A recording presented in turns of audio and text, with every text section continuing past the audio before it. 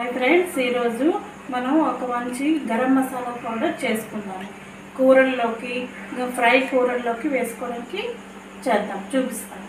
Items ఏంటంటే బియ్యం 1 spoon, ధనియాల పౌడరు 1 స్పూన్, దాల్చిన చెక్క, అనాస పువ్వు ఒక 2 పువ్వులు అనుకోండి, 1 స్పూన్ జీలకర్ర, మిరియాలు 1 స్పూన్, లవంగాలు ఒక 15, బిర్యానీ ఆకు ఒక 2-3. పొయ్యి వెలిగించి మనం ఒక 2 టేబుల్ స్పూన్లు బియ్యం వేయించుకోవాలి.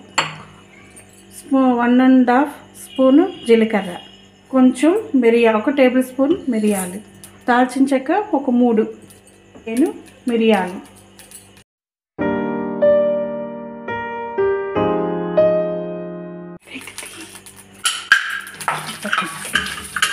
ఓకే ఫ్రెండ్స్, ఇది ఇలాగ మనం సిమ్లో వేగించుకోవాలి. ధనియాలు కూడా వేసుకోవాలి, ఒక 2-3 స్పూన్లు ధనియాలు వేసుకోవాలి. ఇలాగ అన్నీ వేగిన తర్వాత నా దగ్గర ధనియాల పౌడర్ ఉంది, అది యాడ్ చేస్తాను. ధనియాలు ఉంటే ధనియాలు కూడా వేసుకోవచ్చు. 2 టేబుల్ స్పూన్లు ధనియాలు వేయండి.